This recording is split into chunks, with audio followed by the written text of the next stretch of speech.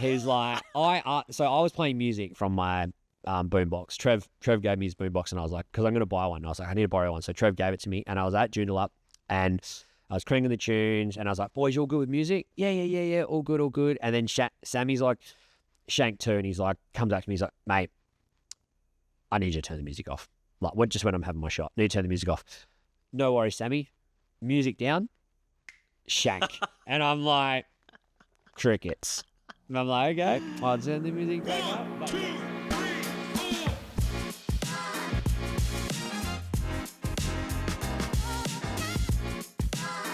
TGC Unplugged, backyard edition. I don't know. Did you prune the plants just for this? Do you know who prunes these? Who prunes these plants? Your mother-in-law. Hell no, man. Like, you see my beard, how it's normally like really sharp. Yeah. These are probably, they've got about a week's overgrowth. They are. Actually, it's probably the tidiest I've ever done them as well. Yeah, okay. They are pretty good. That one's on a slant now, but don't make me look at it. Yeah, I know. Don't make me look at it. The camera can't see. All right. Ladies and gents, welcome back to the TGC podcast, TGC Unplugged, episode 7. Been a little while since we caught up. I know. I was spewing. I didn't get on the live one at WAGC. Yeah, I think I was stuffing my face with my curry. I thought you were gonna like jump over that little back fence and just barge in, but on the curry buffet. So no, it was good. No, there's plenty to catch up on. Lots happening. Man. Yeah, man. In both of our lives, but the golfing world and TGC is we're going bonkers at the moment. Oh mate, this is mental. So we thought we'd change things up, do it from my backyard. My backyard. I feel like you're my brother anyway, so it's like our backyard. Yeah, our backyard.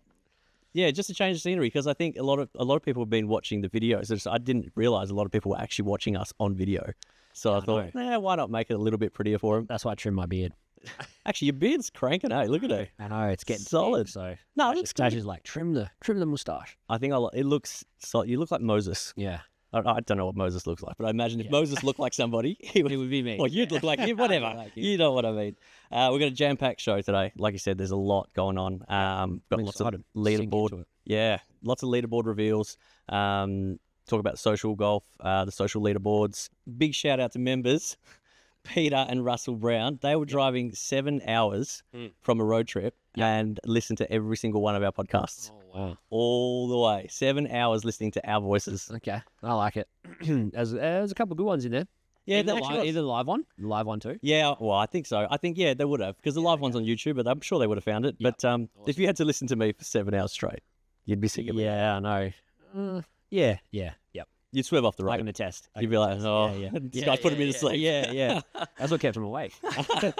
All right, we'll go straight into it. February social scoring challenge winners. So lots of people social scoring lately, which has been great. So I printed you off a little sheet of all the people that played. Yeah, give me sheets. Yeah, well, I thought this would be a good idea to actually get you involved in it. So we'll start off with Division 4. Yep. Division 4, we had Dean Gibbs from the Royals, 40 points. Yep. Very well done. Royals. Yeah. Oh, I like this one. Division 3, we had Carl Oberg, 43 points. Solid.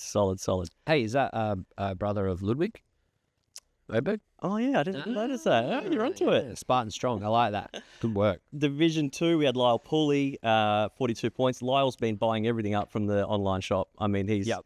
Honestly, I reckon his whole wardrobe's going to be almost up there with Brody's. Brody's up there with a lot of TGC. Yeah. I saw a few, there was a couple floating around at Joondalup yesterday, and I was like, I got to upgrade.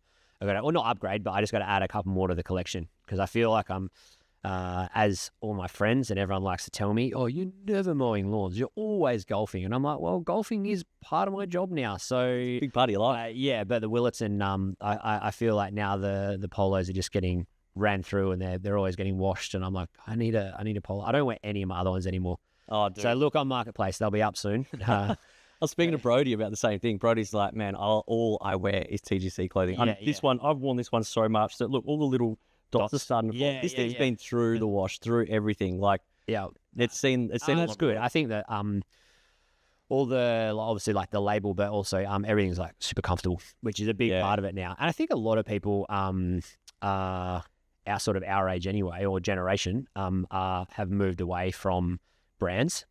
You know what I mean? Like no one's rolling with the Nina Pasadena or that, all that sort of stuff. Like it's or or Ganda or whatever. Like you might have a couple of those in your closet, but I'm massively now. Like this is off Uncle Rico.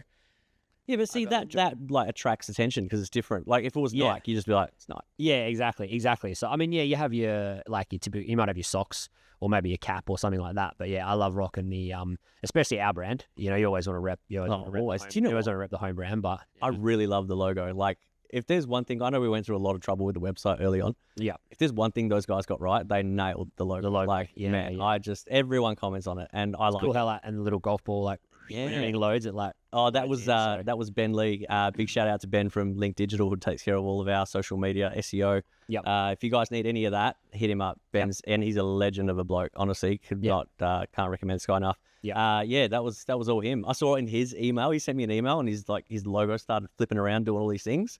And of course, ADHD, I'm like, oh, look at that. I want that. Yeah. No shit. Didn't even read the email. I'm like, bro, give me one of those signatures. Yeah, for one of our balls. That's so good. All right, back on topic. Division 1.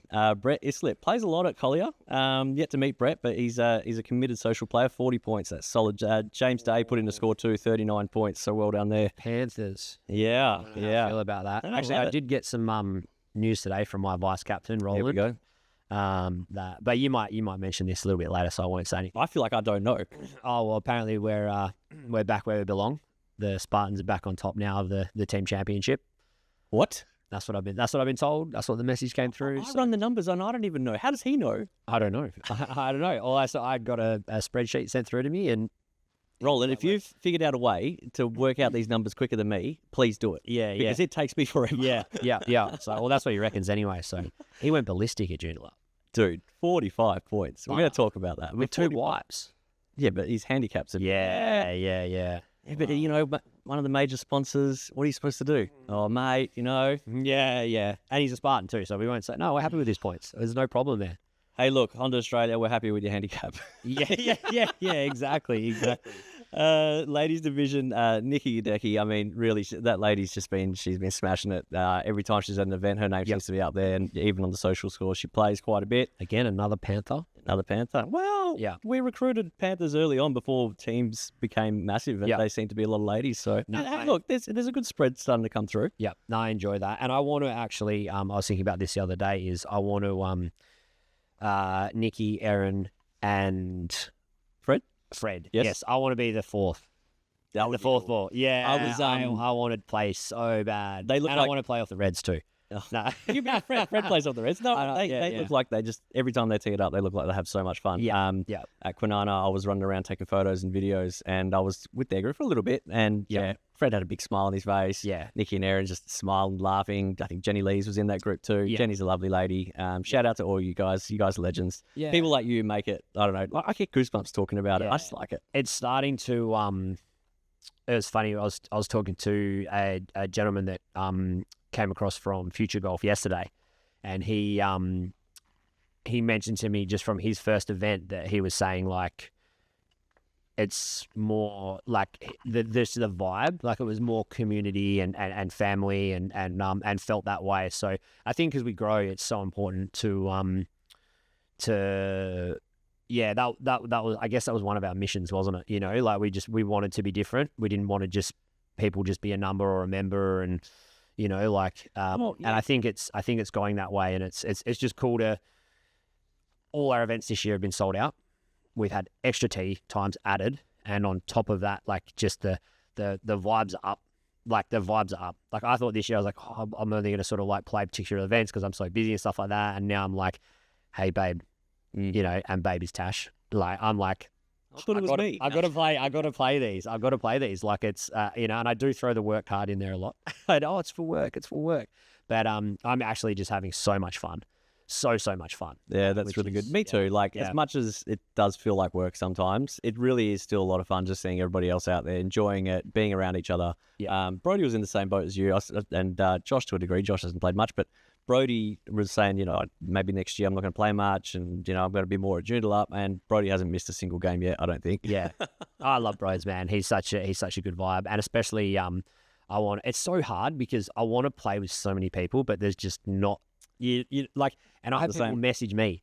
They're like, "Hey man, we good for like Coxie and Geordie have already hit me up. They're like Meadows," and I'm like, "Yeah, book it. Like done in." like, I don't know who our fourth's going to be, but let's not fill the spot because someone's going to message me. Yeah, you know, and it's not, but like, you know what I mean? Like, I love playing with everyone, and there's your staples that, you know, like you probably play with every second or third time, but it's cool to be able to like spread your wings. And I mean, like what I said from one of our very first episodes, you learn more about someone in that 4 to 4.5 hours of playing golf than you would anywhere else, I think. So, very true. Yeah. Very true. Yeah, I'm the same. I'm always looking at the tee sheets and I'm like, oh, I want to play with this person, that person, that person. And I'm like, it's going to take me all year to get through all these people. Right. So you need to play Monday to Sunday. Yeah, but you know what? I love that vibe. I like that. You know, I look at the list and I'm like, I could play with literally anybody, and I know I'm going to have a good time, I'll make it a good time regardless. So yeah, exactly. Yeah. All right, we'll go to the challenges. So Kobe, the 3 points, 3+ pointers. So for those of you who don't know, the Kobe challenge is you get a 3-point hole or better than 3 points in a social round. You get some points accrued. So Elizabeth Tudor plays a lot at Amersley. Great social player. She's been a member forever. 22. That's massive. And Lyle Pooley too. Well done, guys. So is that 22. split? Yes, actually that is. I've missed that. So Lyle, I've got to update your points in the members area. So every time you win a challenge, even the divisional areas, you win 250 points. Those points they convert. You don't know, do you? These 250 points to... No, these are points to spend in the shop and points to spend on your account, in your member account. Okay. Yeah, that's all right. Yeah. Look at you. You look all about the team points, are you? I back to back this year, man. Like, it's a big... When you're the hunted, it's a big thing. So. You've been yappa. You've been put a big target on your back. I know. Just quick shout out to Scotty, the chef Shevlin up there as well, playing a lot of golf, always asking me to finish work early so he can sneak down to Murray Park to get 9 holes in to get those Kobe's up. So mate, he's in love with it. Hey, like even just talking to him at Gosnells, he came and helped me out on the 9th hole at the Wilton Football Club day, and he's just got it. Yeah, it reminds me of you, like with the same passion. I mean, unsurprisingly, you're around each other for a long part of the day. He shares that same passion. Actually, I need more cards not cards, but I need more poker chips. Give you whatever you need, mate. Yeah. He keeps telling me, I need more poker chips, man. I need more poker chips. He got his bag tag one. Yeah, I know. Around. Birdcatcher, we'll just glaze over this one real quick. It was me with 7, but Steve Gallotti, he's been playing a bit of golf too with 5. Well done, mate. Steve, he's over in Singapore. He is, the Golf Club Co. Yep. And just some leaderboards, guys. You can see these in our members area. You can also see them via the app. There's quite a few new leaderboards that have been brought into 2025. The social eclectic, so it's pretty much just... Please explain, yeah. It's just best Stableford for the month. So in your division, doesn't really count. The division is just for the challenges, but then collectively, best Stableford, this is the leaderboard for that. So what is this like a yearly thing?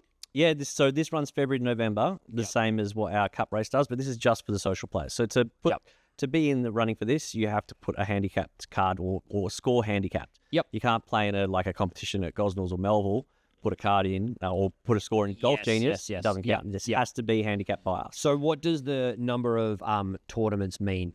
So that number is just how many times they've played since they started playing social golf this year. So Nikki's played 5 social rounds, Carl's played 3. It's irrelevant. Scotty's it doesn't count anything. It only takes your best one. Yep. And then it calculates points based off that. Okay. And number of wins? Number of wins, again, that's just a system generated one. So number of wins is how many. So if you played Monday, Tuesday, Wednesday, and let's just say you're the only person that played, you won that day. So that's why, that's the individual day wins. Look, they mean nothing at the moment, but next year, depending on how many people play in the social rounds, you might look at incorporating like actual daily competitions. So yeah, cool. Okay, sweet. We'll just see. Awesome. Again, this is a tool too that helps us monitor that and just see. Look, if there's something there and lots of people are playing, well, hey, stay tuned. We'll give it to you. Stay tuned. Yep. The cup race, the big one.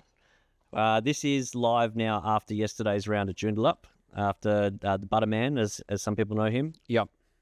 He just raped the field, didn't he? 45 points. Yeah, we don't use that word lightly, but it was raped and pillaged. I bumped into him on the back 9 as we were crossing over from a par 4 to a par 3, and he just looked at me. He goes, "The butter's on. The butter's on the bread." And I was like, "Okay, we're good." And I'm thinking like 38, 39, and then I checked it, and I was like 45. So, but just also. Keep in mind, 41 through 15. Yeah. But also, so he actually probably could have had 50. But keep in mind as well, Joondalup blows your handicap up. So especially if you are a higher handicap, and I don't think Joondalup is too long either. So if you can find a fairway and hit a green, and then let's say you've got a couple of shots on most holes, and you 3-putt, it's still a 3-pointer. Yeah, and then true. you jag that random par, that's 4. So if you go 3, 3, 4, that's 10. So I can see where it can add up. I feel like I got a pretty good gauge on rolling that there's nothing sus going on. So I'm for it. And he played really well at Kwinana too. I've played with him a few times now, and yeah, look, when he's on and dialed, he is really good. But he also has his really bad. Oh yeah, he can play like Jeff. Oh, my name's Jeff. He bumped Liam off too. I'm about that. Look, it's 4 points. 4 points. Liam's going to be salty about that. Yeah, but look, let's be honest, and we all know this. Championships, they're not won in March. No, not at all. They're not won in March. They're not won in April. You want to get yourself into a good position. Again, something that a lot of people probably haven't even realised, but in the forums it explains the cup race and the structure and how it works. Yep. So if you're in the top 10 this year, based on your finishing position, it gives you a discount into the final round. So if you finish first, you're playing for free in the final. Yeah. You finish 10th, you get 10% discount. You guys can work out everything else in between, but that's how that's working. So just finding your way into the top 10. We give away a lot, hey? Important. Yeah, well, yeah. We love our members. Exactly. And look, you got a day job, I got a day job. It's not about, keeping things for us. We've built this from the beginning for everybody else and for ourselves as well to enjoy our golf. Yeah. And look, you guys, if you guys have got suggestions or something that you want to see implemented or tried, let us know. Yeah. You know what I'm like. Like, you come up with the sweepstakes thing, I'm like, boom, like just a dog with a bone. All right, let's find a way to make this work. And if it doesn't work, we'd move on to the next thing. Yeah. But we're not afraid to try new things. We've always been very vocal about that. I like it. Division 1 championship, new to this year. This is hot. This feel, I want to sneak into Divi 1 because there's heavy hitters in here. I want my name on this board. Yeah, this one's going to be pretty cool. It's going to be interesting to see how this one shapes up throughout the year, and especially at the end of the year. It's already pretty close at the top. I mean, you got James Bleakley, Brody Butler 4 points behind him. Got myself 12 points behind. I don't even know how I'm there. Yeah. James Foster Reed, he's been playing some excellent golf lately. I mean, his handicap's come crashing down, 18-7. I mean, that's unheard of. But James, we're watching you, mate. So yeah, keep that scorecard squeaky clean. We'll be looking. We'll be looking, and you know what, and we'll be hunting too. Yeah, because I like to chew up those ones. He's a viper too. Yeah, well, even more reason to be. Yeah. Sorry, James. Moose, we love you, mate. Nah. Sorry.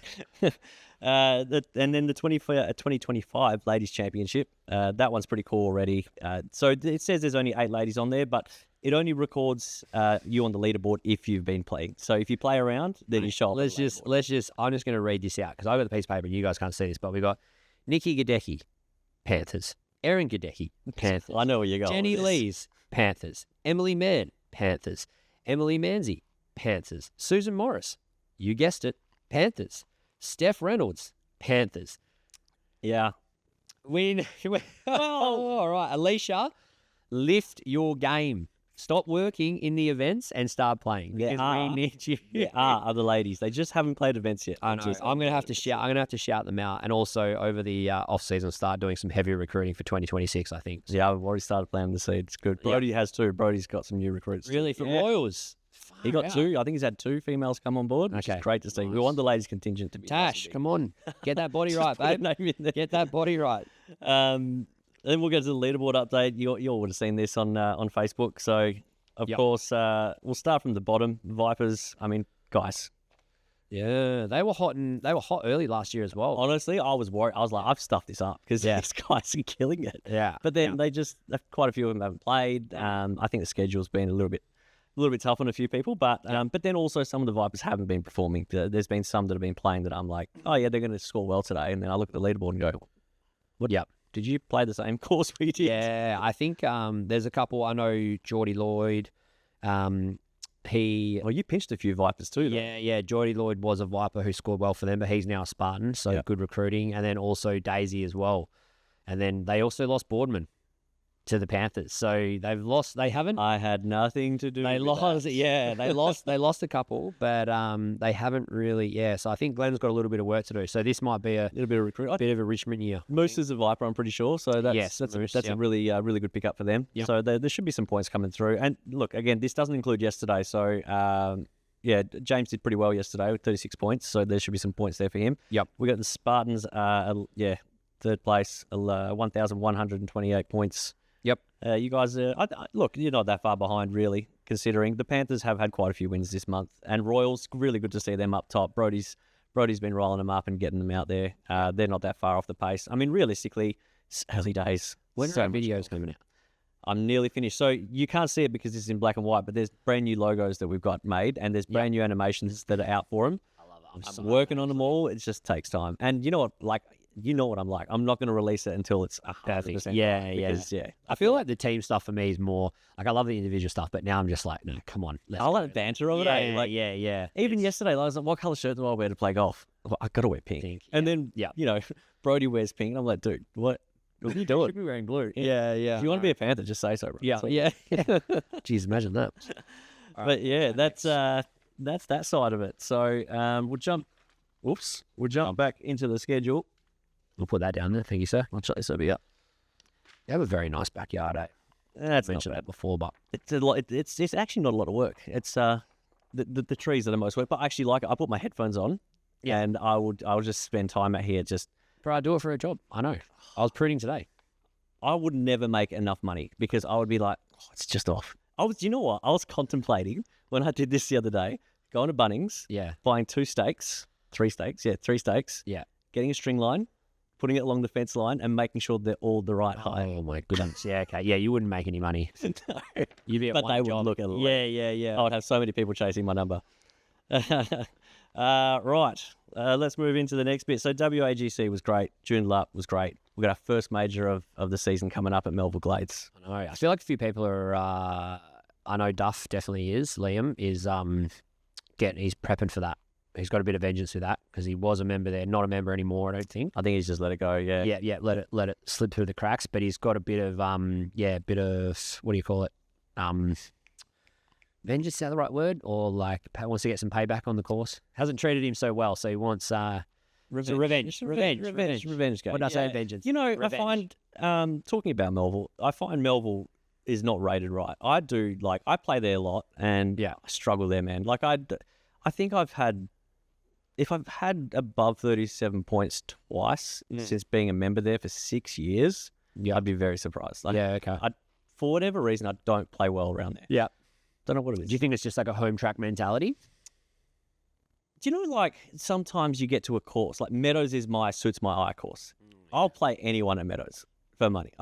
We've done match plays and stuff there. When someone says they want to verse me at Meadows, it's for money or if it's for anything, I'm like, yeah, man, no worries. Yeah. For some reason, when I get to Meadows, my eyes light up. Every hole looks, I can see the shots. I can see where I have to play it. I can see the lines for the putts. Yep. At Melville, I don't know what it is. I can see it. But then I don't know what happens. It's just I lose the connection to the course. Yeah. Whereas I'm so connected when I play Meadows. Yeah. I was actually gonna say to you, I was thinking this week, I was like, I really want to dial in for Melville. I was like, I wonder if we could go have a pracky round. But it's literally next Tuesday.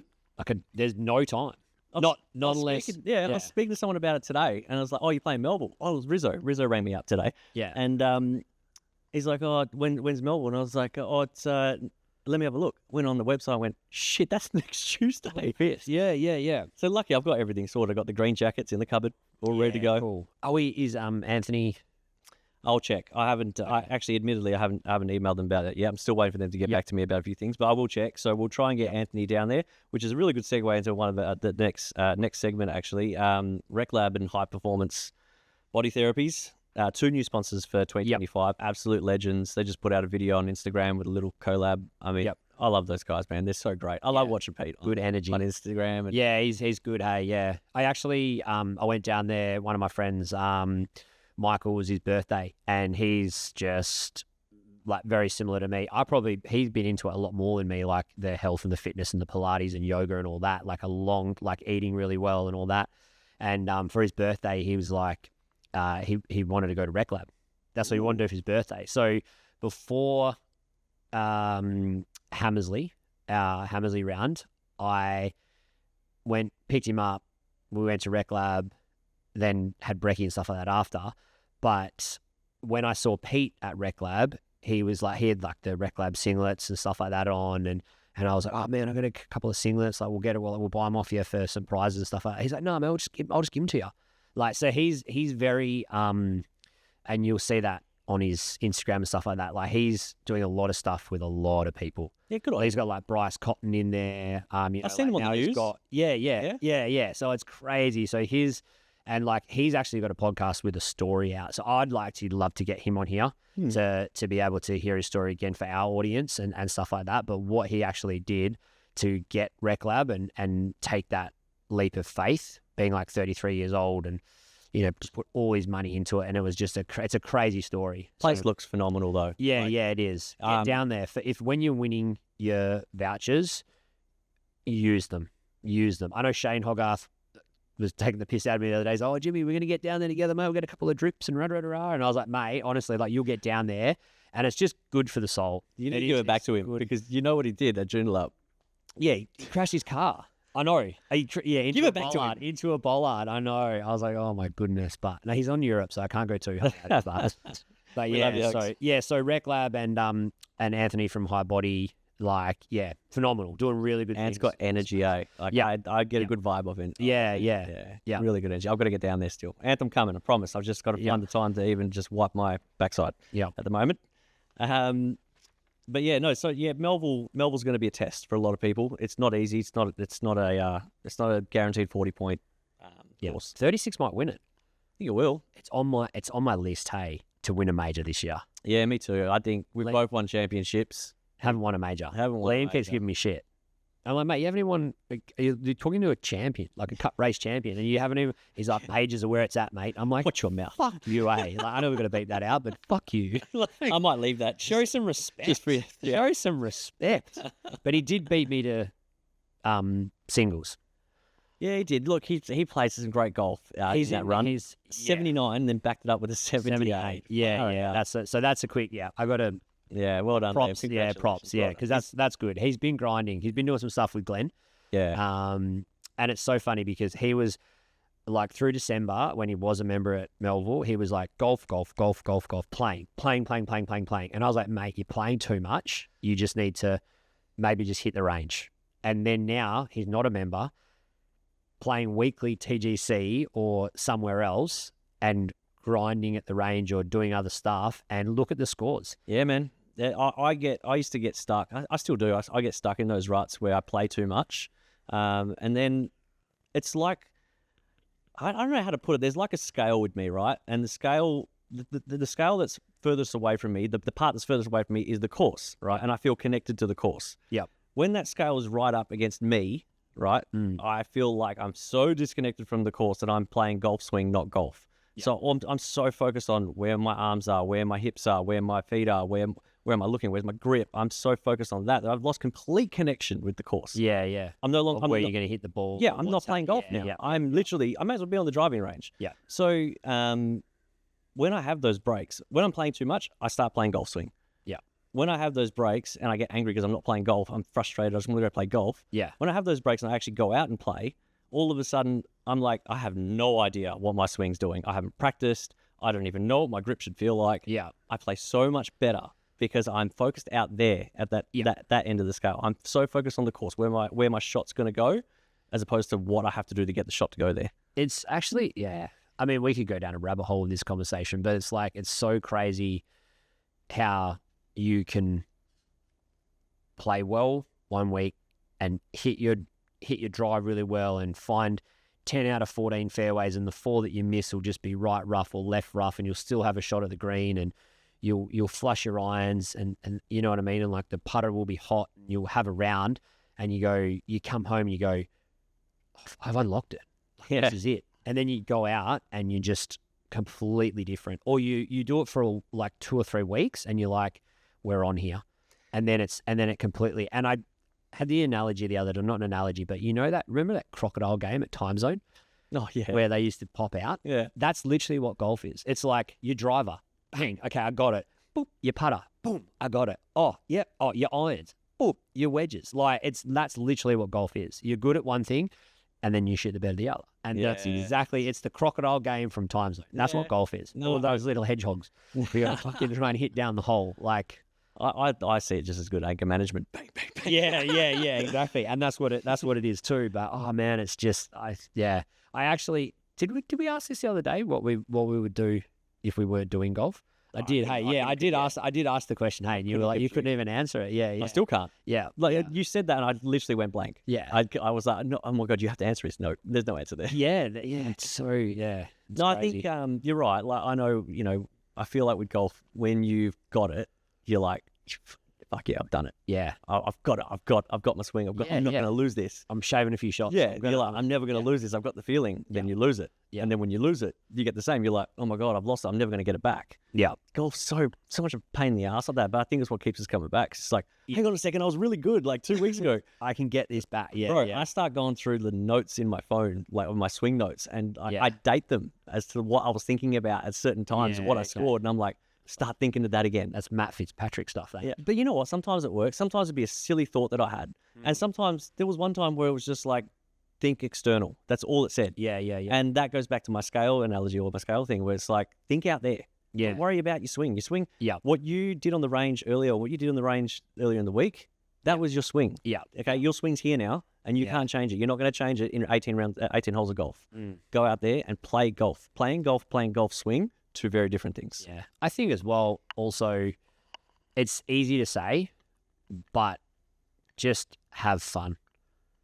Because no matter if you're having a day where, for us, say for example, if you like for us now shooting 100, you've had to have a pretty fucking bad day. You know what I mean? Or for me shooting 100, or you know what I mean? But sorry, I don't mean to interject, but I have to. But just for those people listening out there, 100 is not a bad score. And this is actually a really good topic too.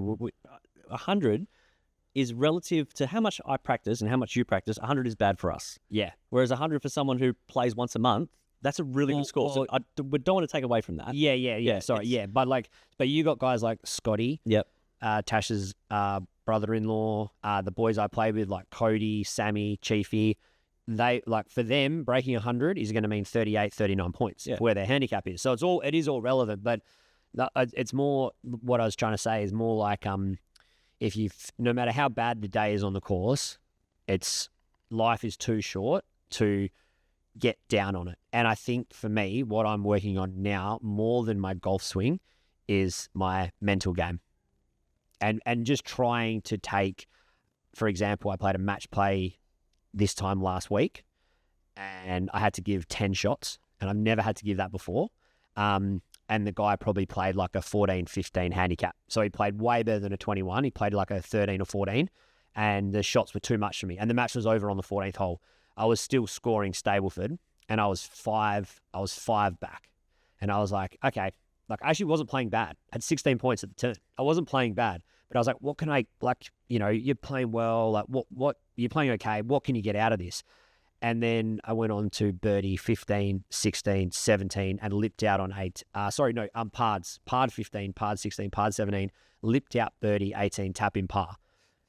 And I was like, I just got 35 points. And I almost got my handicap. I almost got all my 5 shots back in thing. And I was like, take that momentum into Joondalup. Yeah. You always got to don't be sitting on the 40th hole with 4 holes to go and end up with 29 points or 28 points and be like, I'm going to try hit this and that. Get something out of it. Take something from the round. I think Liam yesterday, this exact scenario, he hit a really bad shot, and I was like, Liam, forget about it. Let's move on. He's like, don't talk to me. I just want to be left alone. And I dead set too. He's like, leave me alone. I just need to process what's just happened. I said, no, you don't. You just need to let it go. What just happened is now in the past. You have no control over what just happened. What you do have control over is your next shot. Yeah. So start thinking about that and forget about what just happened. Yeah, You just let it go. That is such once you get to singles and you start to get real low and even to plus handicap, all the plus handicaps to 2, it's all up there, man. Yeah. That's exactly. It's not. It is once you start. That's what Clarky's been, because he's been sort of mentoring me and helping me. And he goes, I don't want to deal in Stableford anymore. He's like, I just want you to tell what your gross is, what happened, and then we'll move on and then we'll assess it, and then we move on. Yeah. So it's very basic now. Yeah. So with those rounds, right? When I guess yesterday was probably that for me too. My first 9 was not great. Yeah. So then I just start working on things that I would normally work on at the range, but now I'm doing it on the course. Yeah, and how often do you have course practice? Exactly. So and you're in a competition scenario. So did we just become best friends? So look, when you're trying those things, and I'll go, you know what? I've never played 3-iron off the tee here. I'm going to play 3-iron off the tee, and I'm going to see what happens. Yeah. And then it works. And guess what? Muscle memory kicks in. Yeah. Positive vibes kick into your brain. So the next time you're standing on a tee box that looks similar to that with a 3-iron shot where you would normally hit driver, you're like, no, I can do this because I've done it in comp. Before. Yeah, not just at Melville Golf. Yeah, no, you've done it in comp. Range, so yeah. you've taken something from that round. So when you are having those bad rounds and it feels like, oh, you know what, I just want to get through this and go home. Yeah. No, don't treat it like that. Treat it as have fun. Yeah. And now all of a sudden, just try a few different things, try a few different feels. This is a perfect opportunity now to dial in for your next round. Look at it as match prep for your next round. Yeah. Going back to match play, actually, that's reminded me.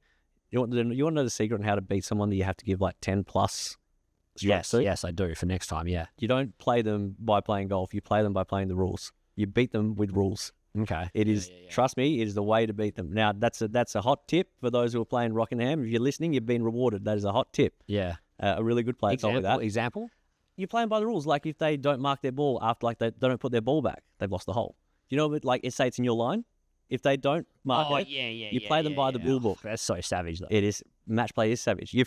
I can't give away my nuggies, but there's a lot of things that you can do. My nuggies. You have to beat them. I can't wait to beat you. I used 2 of them against you. Yeah. That you would never know about. What ones? I can't tell you. Oh, are we going again? Is it Captain V? Captain I don't know. But you beat, at that time, your handicap, I gave you 6 or 7 strokes. I can't remember what it was. I shot the lights out that day, though. But I gave you 6 or 7 shots. And yeah, I had to play you because I know that you were a literal bandit. I knew that you could come out and shoot like 2 over. Yeah. So yeah. And you showed it throughout the game. And then I knew that I was like, I have to play this. I have to play this, and I have to play him. Yeah. But that is match play, and so that's what I mean. That's what I think I got mentally. Mentally, I'm stronger now. Like I'm ready. I'm ready for that because you beat me in the match play comp, and then Ryder Cup, you beat me. Oh, but that was a good battle. That was. I'm never going to forget that 18th hole. That was what an experience. Eh? Yeah. That was something crazy. I just wish I could hit it further. Bro, I blanked out when I hit my tee shot. I don't even know how that ball ended up where it did. I hit a good tee shot too, and I had to go first because I won the hole. Oh man! And I was miles down the 18th, and I was like, I have absolutely mashed that, and you were down there. Yeah, I hit mine okay. I know. Yeah. I have not. I blacked out when I hit impact. Yeah, and all I heard Clarky go was like, "Oh my god!" And I thought, "Oh my god, what have I done?" Yeah. And then I looked up and I saw the ball. I was like, "Oh shit, Baba Booey!" Yeah, thank God. Give me back my son. No, that was good. I actually, the hype for that now is already building. We're talking about getting a house. Oh, God. In Mandurah. Yeah. We're talking about getting a house in Mandurah. We're going to do the bus again. Who's captaining? Have you guys? I'm captaining. You're captaining again? Yeah. This is where we're stopping the run here. Right. Right here. We're drawing a line in the sand. That's it. And we are just going to sink some winners' piss. See, I'm gonna give my team the option to vote in a new captain if they like. I'm putting my hand. No, I'm putting my hand up. I'm more than happy to captain again, but I want to make USA great again. Yeah. Okay. No, I'm gonna captain. Yeah. I'm gonna captain because I'm gonna be a little bit selfish here and take the reins, and I want to lead by example, and I want to win my match because I've lost my past 2 matches, and I feel I was actually, you know what? I know we're digressing, but I was actually I'm so passionate about it that I was almost going to not play. What? And just captain? Like, I was trying to think of walkie-talkies. I mowed 20 lawns last week on a day, and I reckon each lawn, the odd numbers, I was the captain playing, and then on the even numbers, I was captain and not playing. And I was like, no, I want to play. No, I can do it. Like, that is my event, and I'm into it this year. Like, well, your Europeans will back you through and through because you're passionate. Yeah. Look, I want to captain. I want to get that out there. I want to captain again. I want to take us to another successful win. Yeah. But I also want to give someone else a taste of captaincy and a taste of glory too, because we will win again, and I want them to feel that. So, but you got to step up. If you're the captain, you got to step up and you got to play your role. Yeah. You can't just be a captain and rock up on the day. There's a lot. There's months of work behind the scenes, so you got to be ready. You got to be ready for that. I know that there's a few. Gibbo was a great vice captain last year. He loves match play. And just by the way, he will not be versing Keegan. That will not be happening again. Oh, thank goodness. That match is over. That's done. Keegan won't ever admit defeat to that, but Gibbo now has a mini driver, and that thing just goes 220 meters straight all the time. So no, we won't be that much. Oh, good. I'm not giving away an easy point like that. It's going to be pure this time. Did you see the putting video that we put up on Facebook and Instagram? Did you see where the guy like rolled 3 putts and only one went in? Did you see that? No. How did you know? It got 1.5 million views. I must have like I think I've watched it. I'll tell you, the video's gone viral that we put up. It's crazy. So there's a guy with the stimp meter ramp. Yeah, so 3 balls. Yeah, I did see it, but I didn't actually watch it. Okay, so out of the 3 balls, only one went in, and it's just the comments, man. People went wild, like with all their theories about why it didn't go in, how it didn't go in, why. So what was it like? Tell me, I don't know. I don't mean like as in what happened? Like the ball rolled down. So it rolls down the stimp meter. And then one went in. The first one went in. Yeah. Right. The second one lipped out. The third one didn't even touch the cup. Yeah. All from the same height, same speed, same everything. Something to do with the grass? You would think that all 3 balls from the same speed, same height, same everything, they should have all gone in on the same line. Yeah. They did not. All 3 were on a different line. Yeah, okay. So it goes to show you, and I think, like, I know when I've been speaking to Dave at Putt Lab, different balls all react different. Yeah. These balls are all mass-produced. Drew Devonish mentioned that balls are unbalanced. Bryson DeChambeau's got a video on that too. Yeah. He's got a theory on that. So sometimes when you're putting and you're like, why the hell isn't it going in? Sometimes it's not you. Sometimes it is the grass. Sometimes I'm an even better putter than what I think. Really? Don't know. Or you might be a worse putter than you think. It can go the other way. It can go the other way. It definitely can. Oh, I'm sure you haven't seen it. I'll watch it. I'll go watch it. 1.5 million views. I'll be 1.5 and 1. Goodness, go watch it. Go watch it. Okay. Now, if you guys haven't watched it, go watch it. And the ones that have watched it, I want you to comment and give me your theory, because I've gone through the comments and there's some good theories in there. Some people are like, the ball's too old, so the ball doesn't roll in circle. Yeah, okay. So maybe the balls do balls go out of square? Someone needs to tell us. Do they? I hit a lot of trees, so yes, I think they do. I know they get scuffed up a lot. Yeah.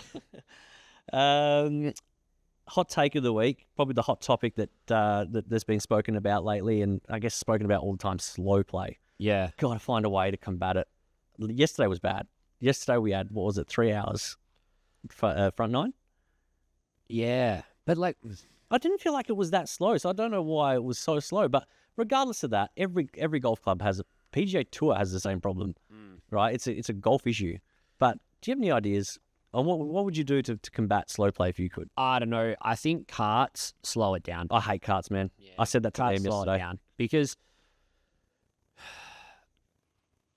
it's not like it's the small little things, and this is how I'll relate this back to mowing, right? So, and I work this out. If I spend 2 extra minutes at each job and I have 20 jobs, that's 40 minutes. Now, if I could be home 40 minutes earlier every day, I would be. So if you can save yourself 2 minutes at each hole, that's 36 minutes, right? That's a lot of time. 36 minutes. Yeah, if you were if you could cut yesterday's round, 36 minutes, would it make a difference? A massive difference, wouldn't it? So absolutely. I think it dates back. It to the 1800s. It goes with little things like if you hit your drive, bang, you're in the middle, you straight away you're going to help your playing partner, and then you're looking, and then I think people have to be more brutal. Sorry, mate, it's been 3 minutes. I'm not being a dick. You need to take your drop. Yeah, that was going to say. Instead of going, all right, mate, I'm going to go to my ball, and then they're still looking, and then all of a sudden that 3 minutes has gone to 4, it's gone to 5. Then you're looking back, going, should I hit? Shouldn't I hit? Then you hit. Then they're still looking, and then you got to walk back to the cart. That's a lot of time. So yeah, and I know our thing of if I think it just has to be if you hit one in the bush. For our guys and girls anyway, I know we're playing competitively and stuff like that, but if you hit one and also as well, if your tee box is 20 meters up the hill or and your cart's down there, take a second ball with you.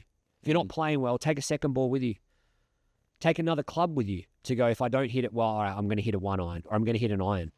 Yeah. They're all those little things which are 30 seconds, 1 minute, 20 seconds, What's up? 45 seconds. All of them add up. Even if you went 30 seconds on each hole, that's 9 minutes. That's a whole hole. True. Yeah, and when you got 4 people doing that, that just confounds the issue, doesn't it? Yeah.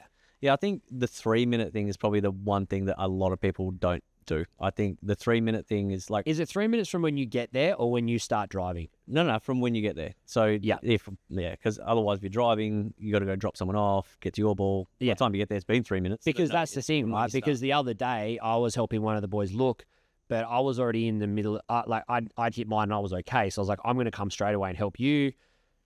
But I was already there because he was like, oh, I'm like going to hit a probably or something. I can't remember exactly, but I had already looked for 3 minutes or 2 minutes, and then that person got there and then they started looking. Yeah, no, so it's like I've already been looking, trying to do the right thing. So it's like, yeah, it's so hard. It's so hard because you don't, especially when people are playing badly, you don't want to be like, look, come on, mate, hurry up, mate. You know, like it's easy to get lost in your own game. I think with that, right, the 3-minute search rule, now I'd have to double check this, and I'm sure Richard would know the answer. So I'm sure, Richard, if you're listening, comment and tell us. Otherwise, I'll find out and I'll fact check it and put it in the members area. But I'm pretty sure the rule is when you start searching, not your playing partners. Yeah. So when you start searching, it is 3 minutes on. So if someone's in a cart and there's 3 people walking, that guy in a cart or lady in a cart, off you go. Go look for that ball that we think is lost. At least start, because you're going to get there much quicker than us. And then once he or she gets there to look for their ball, they've got 3 minutes to find it. Yeah. If you can't find it, you know what? If you can't find it in 3 minutes, you probably don't want to find it, because it's going to take you a lot more shots to get it out anyway. Yeah. So you're better off, and Liam did well with this yesterday. He lost a few. I was actually surprised. I know Liam's like, slow. Yeah. He's slow. That can be. I love you, but he's slow. He likes to keep his gross score going, and I completely respect that. And I know Liam. Yeah. It was so cool to see. He's taken the rules and he's gone, yeah, this is the rule. I'm going to play it. So didn't spend too much time looking for a few balls that he lost. Yeah. Went onto the fairway, took the new drop that we used. The hit 4. Yeah. Hit 4. Yeah. And you know what? Sometimes he was still making a good score out of it. Yeah. Like he wasn't blowing out. Yeah. Whereas if you find that ball, the rough at Joondalup is like a foot high. You've got to hack it out of there. And I've got a video coming out of the last 9 holes that I played. Yeah, it took me 3 to hack it out of some of that thick rough that was there. Yeah, it was not friendly rough. Another one as well is when you're trundling up the fairway, like when you're walking up the fairway, and if someone's hit at 200 and someone's hit at 250, don't stop at the 200 and watch him hit. Go.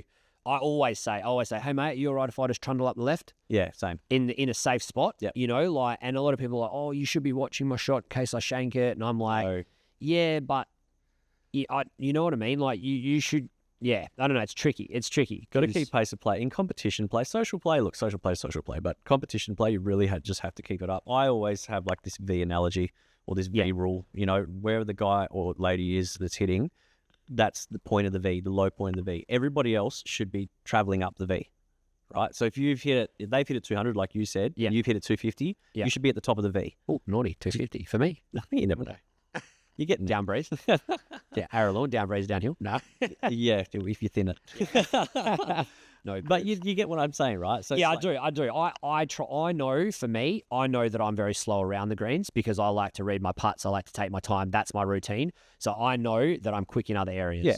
But when you're driving up to the green, don't leave the buggy down there. Drive it up to the top. What that also allows is you can drive past the green. You can have a look. Okay, that's the break. That's where it's going. There's all little different things you can do, but also it's the amount of golf that people play to know that. And people can also be stubborn and just want to do their own thing. Yeah, I get it. That's what it is too. But I think I'm going to be controversial here, and I think it's the good players. The good players are the ones to blame. PGA players, yes, and tour players, low handicap players, we're to blame because we take longer on the tee box. We take longer in our pre-shot routines. Yeah. But the difference is the preparation takes longer, but the shot goes where relatively where it should. So we're not spending time. We're not spending as much time looking for our ball. So we know that we can afford to spend a little bit more time in our pre-shot routine. Yeah. Because we know that we're not going to lose the ball.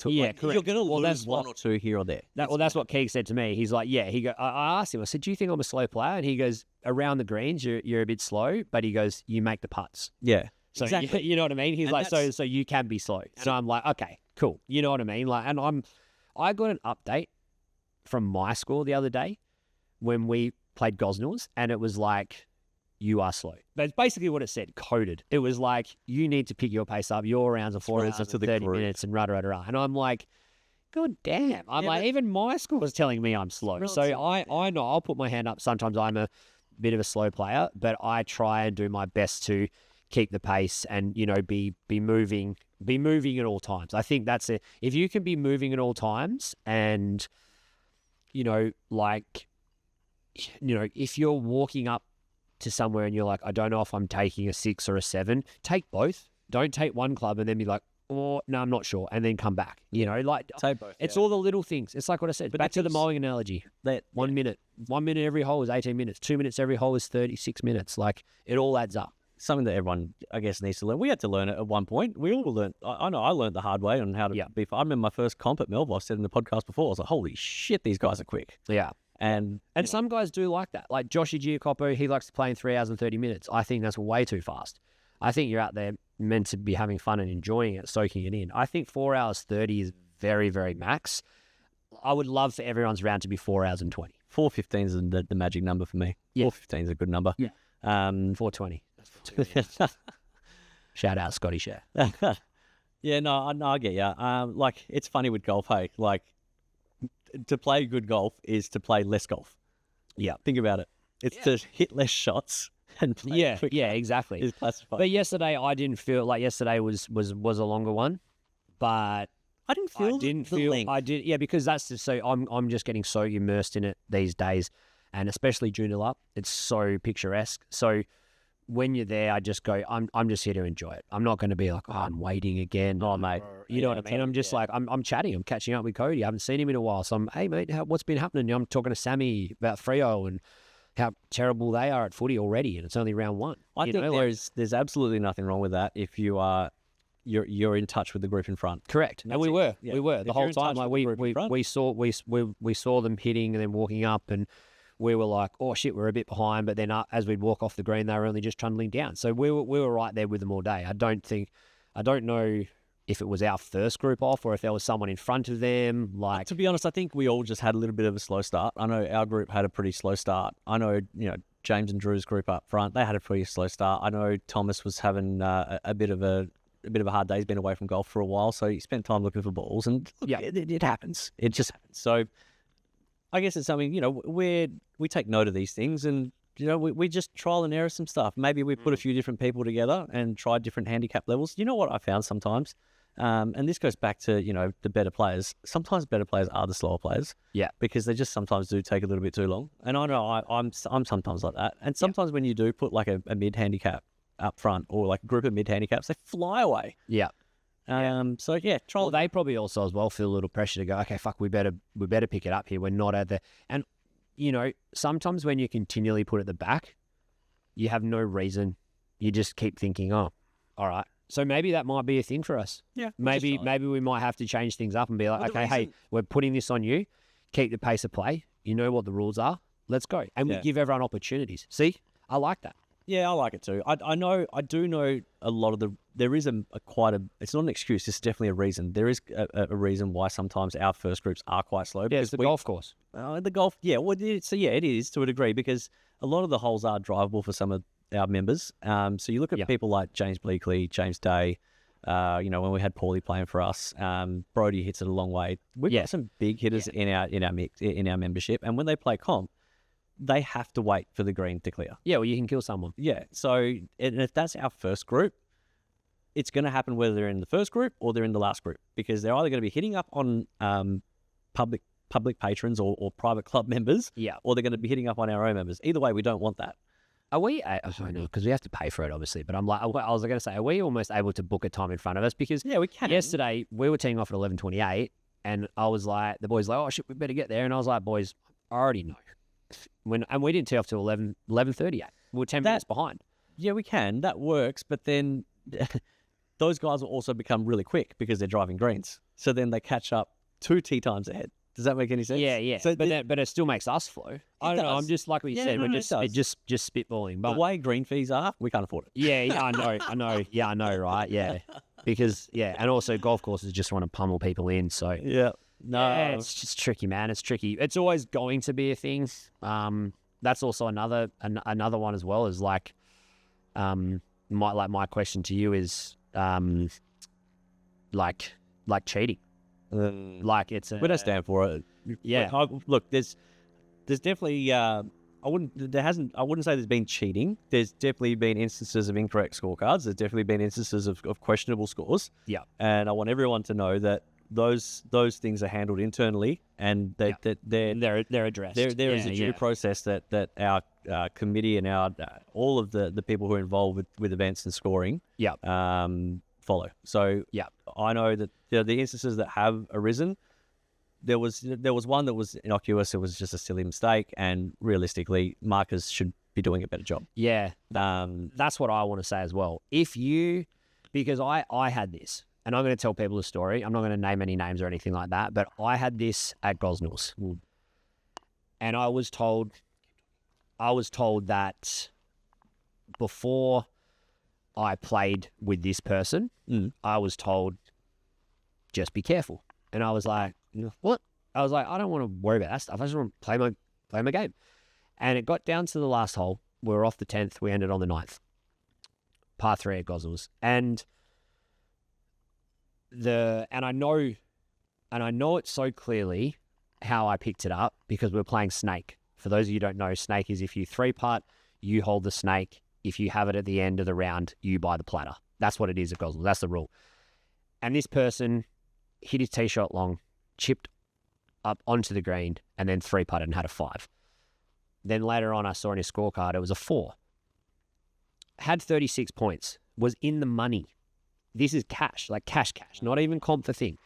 And I asked him at the start, as he was writing his scores in, giving them to our guys who write our Gosnells little group, was like, he was like, yeah, 36 points. And I was like, oh, did you write 5? Like, you got a double bogey, right? Like, because you held the snake.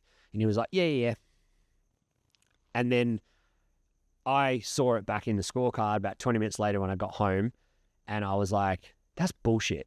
I was like, so I messaged one of the guys and it blew up. It went crazy. This guy who I played with just tried to call me. And I was like, I'm not answering that. He's like, oh, I'm so sorry, man. I didn't realize. And I'm like, you fucking did realize. So for me, I'm a really nice dude, deep down to my core. I love everyone. But if I do see it, I'm coming for you because it's not, I'm not going to try and, and I'll come just in private. I'll just say, hey, that's not on because we are playing for some prizes. Shit, and people play for the prizes. People are there to play for the prizes. We have really good prizes. 50% do, 50% don't. I don't care. But now we've got little cashies happening on the side and there's banter and there's like cup races and all these things. Like all these points matter. And if you get that label, it's game over. You told me there's a guy at Melville who has that label. And I don't want to waste my time playing a round of golf trying to watch someone else. I'm trying to play my game. Yeah. It's like, oh, well, maybe we'll just put this guy in this group and we can keep an eye on him. You know what I mean? Like, so, and I think there's a few people out there that are getting a bit of a feeling about a few different other people. And if you are listening or you know it or whatever it is, like I said, it's internal. We're working through it, but it's real. And you can feel my energy now, right? Like I'm serious about it because it's not fair that people are giving their absolute heart and soul. Like I had a windy a couple of months ago at WAGC. And then I made a really good 7 on a par 5. And the boys are like, great bogey, man. Because they didn't see my windy. And for that split second, I wanted that 6 and 2. I wanted that 6 and 2. And I was like, nah, boys, I had a windy. And they were like, good bloke. And 2 of them were WAGC members that I hadn't even met. Yeah. And then you know what happened? I rolled in a 33-footer for par save on the next hole. I honestly do. That's the golf gods, bro. I was just about to say, I believe in the golf gods, man. Yeah. I believe in the golf gods. You know what I mean? And you don't want to be labelled with that. You don't want to be labelled with that because it is so hard to come back from. And every time you have a good score, people are like, yeah, but did he really? Yeah. Did she really? You won't be feared as a competitor, that's for sure. Yeah. Like And you'll get flushed out. People won't want to play with you. And it's like, and it's a shame. And sometimes, more often than not, it's the lower handicappers. Yeah. Because they're trying to save it. I don't understand that. I really don't. I like it. Because your innocuous stuff is when you're playing at a 30 and you're like, no, I had a 6. And you're like, nah, bro, remember you Duffy chip? Oh, that's right, I had a 7. It's not, they're not doing it deliberately. It's just you just have to check them. Dude, I don't look, let me tell people, if there are people out there that are like, oh yeah, okay, I've done it a few times, oops, whatever. Yeah. Honestly, you're just cheating yourself, man. And it just don't even bother with it. You know what? When I'm having a round where it's like, someone's, oh, was that a 5? No, man, it was a 6. Well, you can go the opposite way too. So many, it was actually a 5 versus a 6. No, I don't do that. But when I have those rounds, I'm like, good, my handicap's gone up. Yeah. So the next event, I want points. I want to win because I know where my ability lies. And that handicap number can be 30 for all I care. Yeah. I know my ability. I know what I can play to. I know what I can shoot. Yeah. In my head, I'm a scratch golfer. Well, I don't care. I'll always tell myself I'm a scratch golfer in my head. I know, like, when I watch my game back, I'm not. Well, what do you... But that's what I tell myself. What are you going to do when you continually cheating? Like, eventually you're going to get caught out, and then it's almost like your golfing career or whatever, like your social career is over because no one wants to play with you. No one respects you. And then also, like, you're trying to keep your handicap to a level that is a cheating level. So if you're off say, for example, like a 7, but you're really an 11, are you going to keep cheating to that level 7? You know what I mean? Like, but then the thing is, right, you might, like, say someone does it because they want to play a mid-am or they want to compete. Yeah. You won't be able to compete. Because that's what I mean. You'll score 30 points. Yeah, because your handicap. And you'll shoot to your handicap. Exactly. No one's going to look at you and go, oh, he's a 5 handicap having a bad day. Yeah. They're going to look at you going, how the hell is this guy a 5 handicap? And you'll wear that forever. Yeah. Like, just forget the number. Forget the handicap. Yeah. Just play your ability, put your score in for what it is, and just play the game. Just turn a corner. That's it. Like, I get it. Like, trust me, I get it. I remember when I was trying to get to singles, and I was like, far out, man. I was playing so many rounds. I'd go to Freo Public and just try and put as many 9-hole rounds in as possible. I'm like, I want to dial this number down. Yeah. Getting so close, and then, you'd get... I'll be honest, there was one time at Freo Public, I putted, and it sat on the lip, and I'm like, that's the shit grass that's here. That would have gone in. I'm counting it. Yeah. It because that's bullshit. This is them not looking after it. And it was at that point when I was really close to breaking singles, I was like, do I really want to break singles this way? No. And then, like, before I even got to the other tee box, I was like, no, you idiot, put your fucking score in. Yeah, so, exactly. But that's what I mean. That's that split second where you're like, everyone does it, and I don't. And then you have all the time to walk up to the green, and then you're like, look, it's just not me. Well, it's human nature. These things happen. You get hot under the collar. Everyone does it. You're like, far out, man. That should have been this, and it should have been that. Yeah, shoulda, coulda, woulda. If I had wheels, I'd be a bike. Like, it's just it doesn't matter. Yeah. Like, just play it for what it is, and just put your score in for what it is. Yeah. And you know what? You can't buy respect. Like, you can't buy it. You have to earn it. And the best way to earn it is be honest, have some integrity. Yeah. Play the game true. Yeah. And that's what we want. That's what we bleed. And that's why I'm like a bit fiery, because I'm like, I don't want our community. I don't want someone to come in, play around, see it happen, and then go off, and then all of a sudden it's out there, and it's like, oh, this is what's happening and stuff like that. And you said to me, you're like, mate, we're going to do our best, but it is going to happen because it happens everywhere. It's everywhere. Everywhere it happens. It's how you manage it though, the fight. And we definitely manage it very well.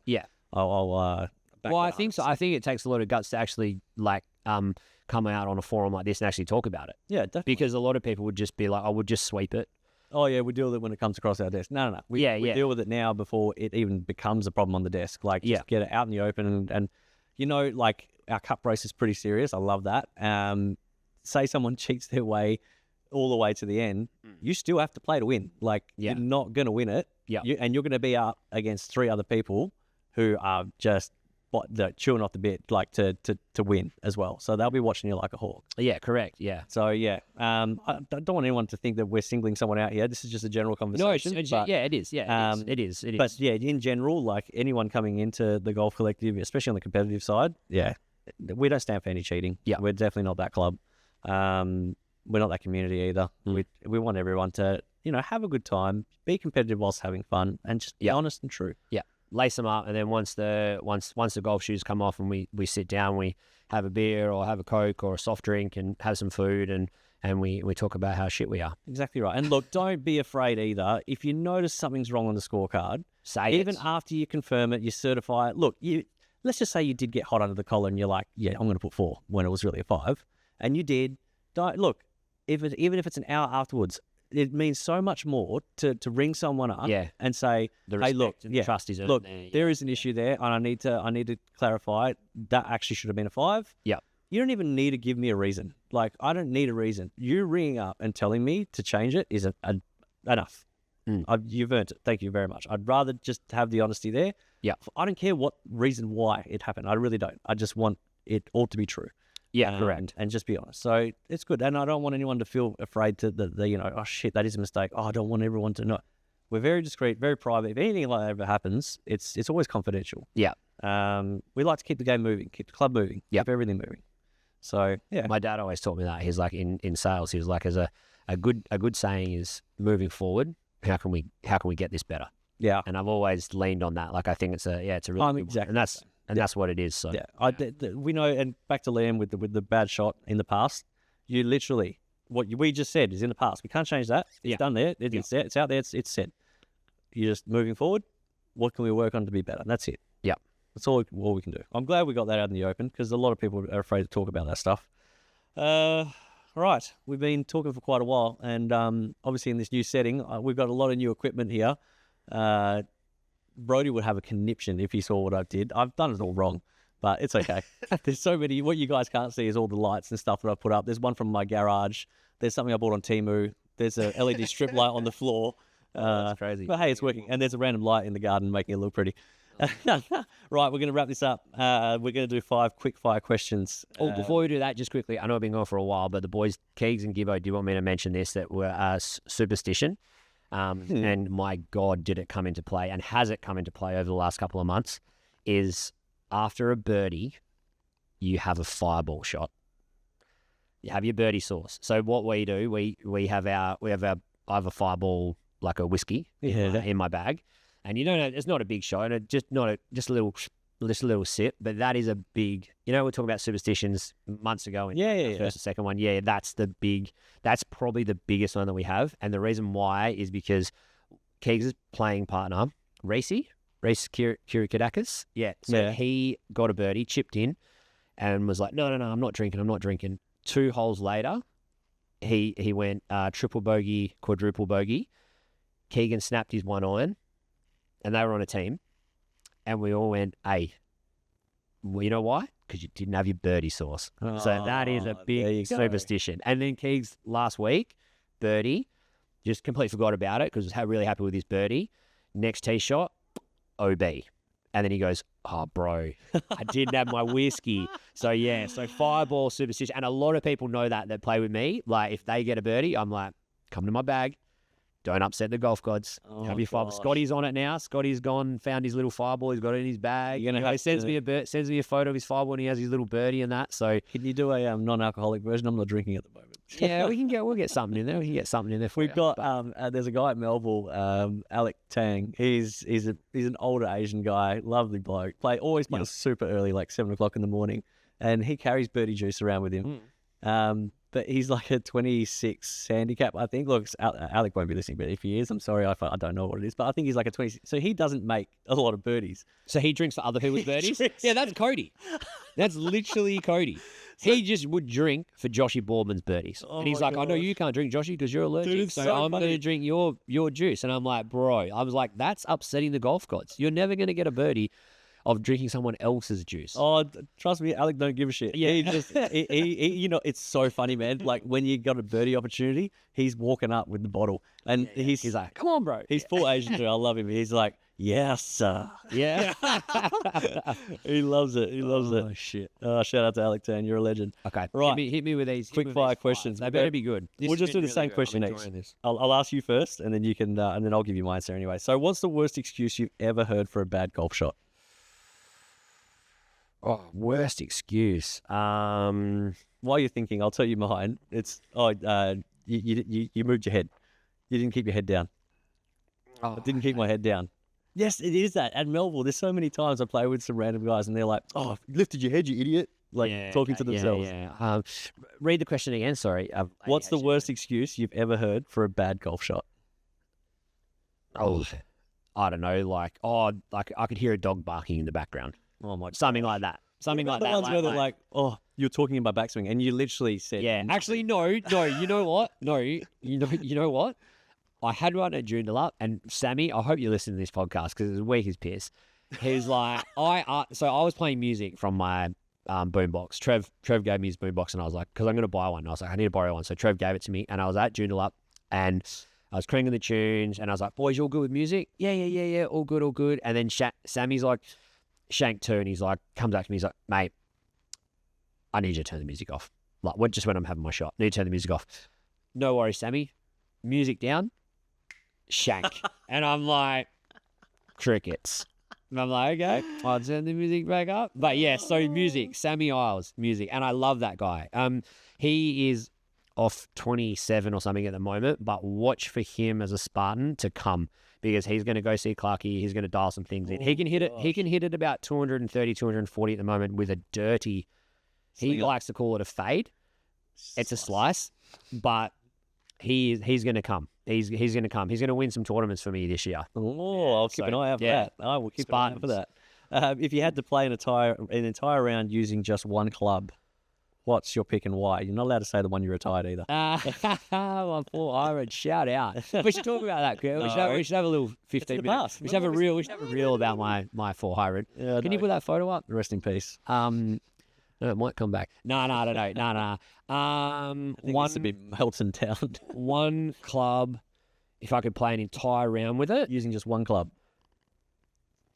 Oh, shit, that's tough. I'm going to go 8-iron. Yep, same. Yeah. Because it's versatile. You can make it work with a lot of things. Yeah. 8-iron, yeah. I was going to say 9. Like 160s. Yeah. I'm actually getting a bit more distance. I'm compressing him a lot better. Oh, so what are you hitting 8-iron now, like 110? 115. I'm hitting 8-iron about 135. That's not bad. And it used to be 125. Yeah, it's like a full pitching wedge for most, but that's nice. Yeah, Good on you, man. It's nice to see you starting to hit the big boy numbers. I love you. You're a wanker. No, that actually is good for 8-iron. Well done. What's the most ridiculous thing you've ever seen on a golf course? Oh, probably Cody at his bucks because I dressed him. Yeah, Cody at his bucks because I dressed him. You have to send me a photo in a skirt. Yeah. No, most ridiculous things, probably not that ridiculous. To some it was normal, but I was playing an event and there was a garden gnome in the middle of the fairway. Yeah, but the garden gnome was like pretty much just past the ladies' tees. Okay. And it was at the old boys comps on a Monday at Melbourne. Yeah. And I was like, "What's the garden gnome for?" They're like, "Oh, that's straightest longest drive." So it's like the two combined. Yeah. For the older guys, and it's like, how the hell do you police that? Like, what's the criteria to get in there? How old do you have to be? Like, can I play? Yeah. Straightest, longest drive, but it has to be the shortest drive. It's a weird scenario. So if you're a big hitter, you're not allowed to play in it. Yeah, okay. So I'm like, that's some really that's one of the ones that. How far ahead of the ladies' tee was it? It's really not that far, man. It was like 50 meters. Yeah, okay. But I think there's like you have to be an old person. What's an old person? Exactly right. So I'm like, dude, you guys are just giving yourselves reasons to beat each other up. Yeah. You're like, no, you hit it far. No, I didn't. A gnome. A garden gnome. Just in the middle of the fairway. I'm like, that's odd. That's odd. That's new to me. I might have actually got that wrong, how they work it out, but I know like this. It's not a big hitter thing. And the old boys get salty when the young players play. Speaking of gnome, just quickly, I got a really good story. Way better than that story.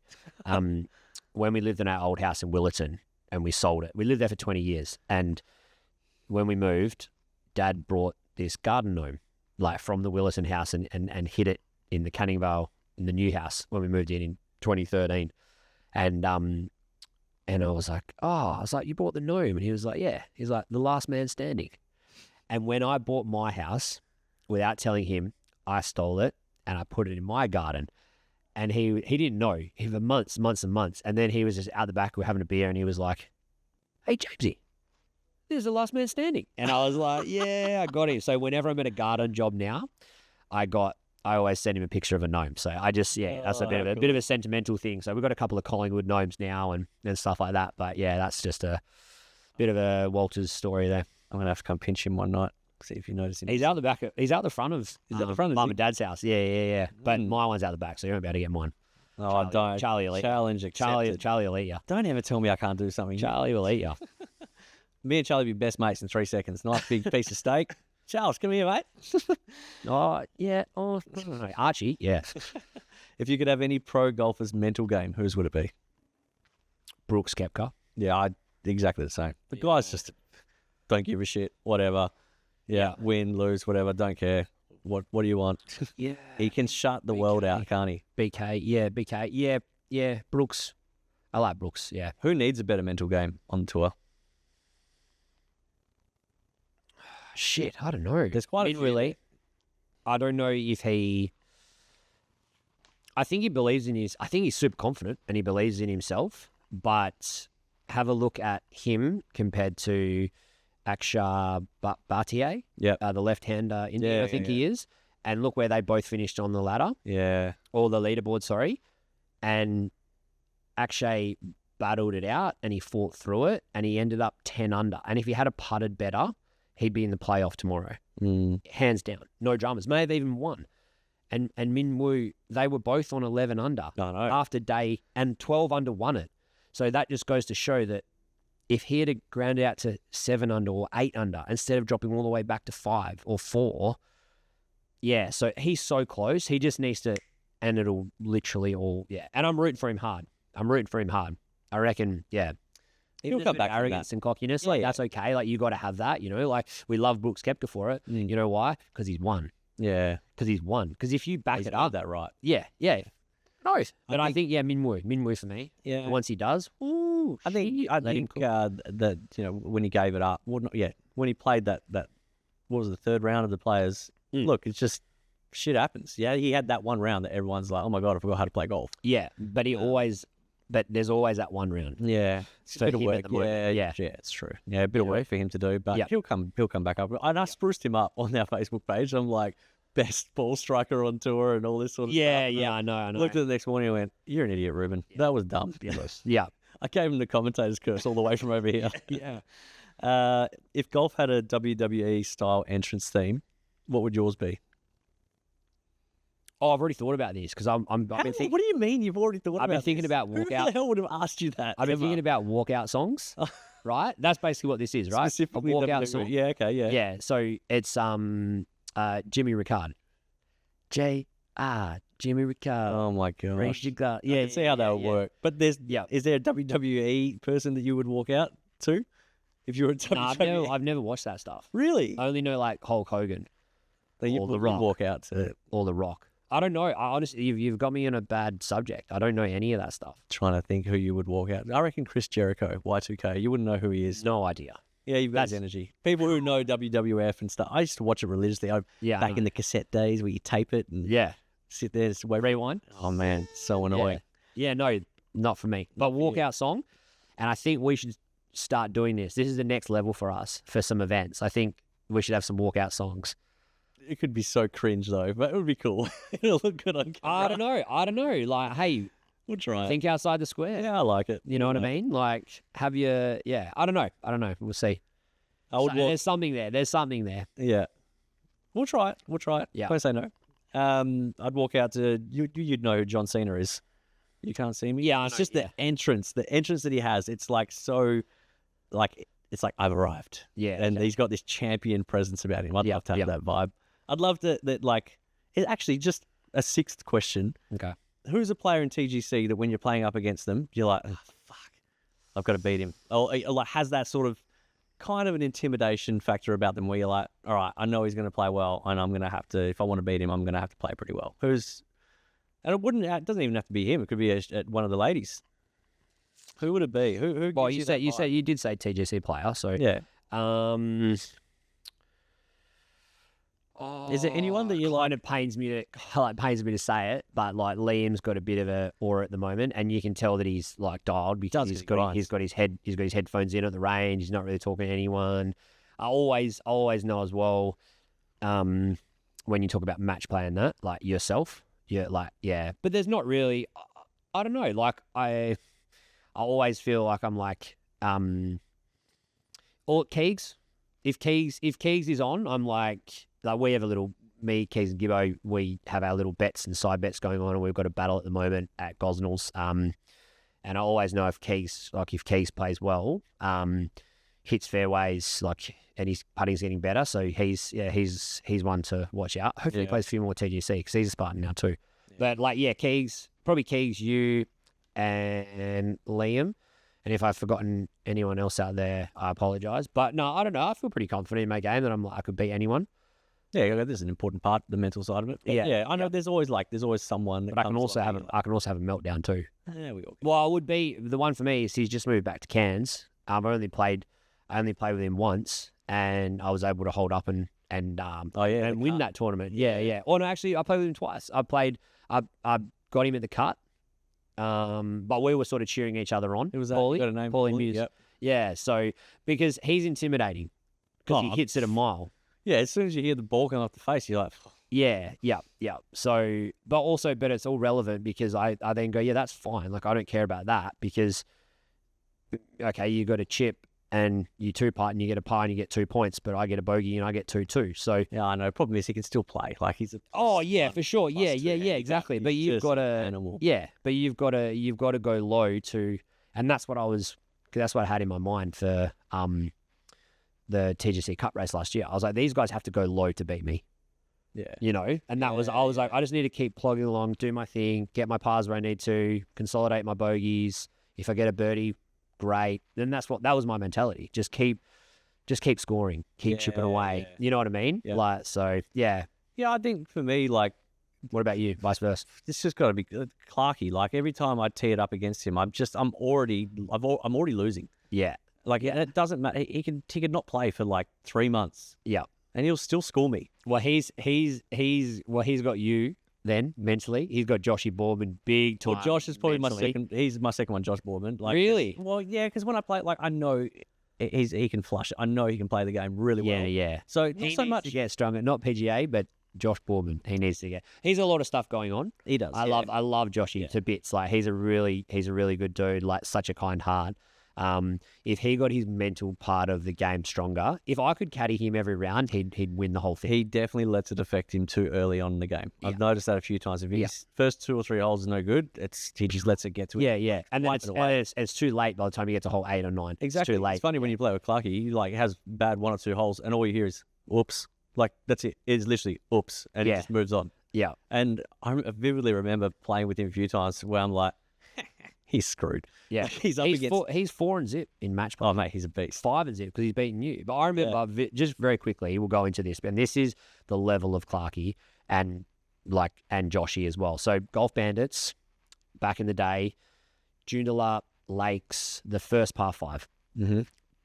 Clarkey hits a drive. Joshy bombs it past him like 30 meters. Clarkey hits his second greenside bunker. So he's in the pot for 2. Joshy, boom, hits the green, got a 30, 40-foot putt. And he's like, let's go. I'm dialed. Clarkey, out of the sand, hole out eagle. And Josh just goes, what the fuck? Like, what can you actually do? You like, cannot he's just, do yeah. You cannot do anything. I can't say Clark because everything around my golf game with Clark is all positive. You're connected in a different way. Yeah, exactly. I've never had to go up against him. He's always been on Europe. He's always been on my team. He's coaching me. So, yeah. I think, like, he would be very intimidating, though. He is. Like, I get along with Clark really well. Really, I feel like we're good friends. And but when I play with him still, I'm just like, I had to. Even my best is not good enough. Like, even with my handicap, it is not good enough. I remember playing at Melbourne with him, and he was up against a tree, and like, I'm like, I ain't getting out of that. I don't even know how he did it, man. Yeah. He's hit this shot like, hard up against a tree. He's hit this shot to about 5 foot. Yeah. On the index 1 hole at Melbourne. Yeah, so he got his shot. And I'm just like, dude, what? He's getting all his new wedges and that now from Wilson as well. So his new irons, his whole new set. So he's gonna be. He won't need ready any to go. time. He'll just He was flashing him at the Wilson. Big surprise. Yeah. I know it's actually sickening, but. All right, we've this has been a long one, but it's been a good one. All the camera gear looks like it's held up. We've had to change battery at one point. That light's died. Oh shit, we're falling apart. I gotta go home. First one. It's our first one. I like it. It was good vibes. Good catching up with you as always, guys. Please, leave us some comments if you guys want to hear any topics or anything that we want to talk about. We're going to ask a few members some quick fire questions soon. We'll talk about those in upcoming episodes. Yeah, let us know what you want us to talk about and stuff like that. Well, Russell and Peter, obviously with their 7-hour drive, they gave some feedback and asked for a few things. So, good. Yeah. And we're gonna get some more out quicker, aren't we? We've got to be better at that. We put them in our calendar. Yeah, now things will be coming out a lot quicker. I'm starting to do a lot more with the content side now. Yeah, a lot more myself. So and I'm getting quicker. Yeah. So like Joel said, you get it down to a little. You get it down packed. Yeah, and then you can fire through it. So now some really exciting stuff coming up. The team videos will be coming up. There's some lots of whole vlogs that I've done. That I've pre-recorded that are now being edited. So they'll be popping up. And those things are just some of them I didn't play that well, but I want people to see that, especially those people that are afraid to come to competitions. If you think we're out there flushing it every shot, wait till you see these videos. Are you classified as an influencer? I want to be. I don't know why. I want to be. Keegan always gives you shit, eh? He's like fucking Ruben, eh? He's like, hey, but it works. Few golf swings, eh? I said, hey mate, you're talking about it, so you must be doing something. Must be doing something right. Nah, he loves it. He loves it. He's like, I said, mate, you can get on the camera. Exactly. I said, come and don't be afraid. Keegs, haters make me famous, mate. Yeah. You've heard that one? Red free. Exactly right. No, there'll be a lot of that coming up, but it's more so, like I said, people that are scared to come to events. You'll see, we're not out there flushing it. We're out there looking for our balls like everybody else. Everyone is, but we're all there with a smile on our face, having a good time. Exactly. That's the end. So great catching up with you, my man. Appreciate you, dog. Thank you all for tuning in, and we'll catch you on the next one. See you on the fairways. Peace. Woo. 1, 2, 3,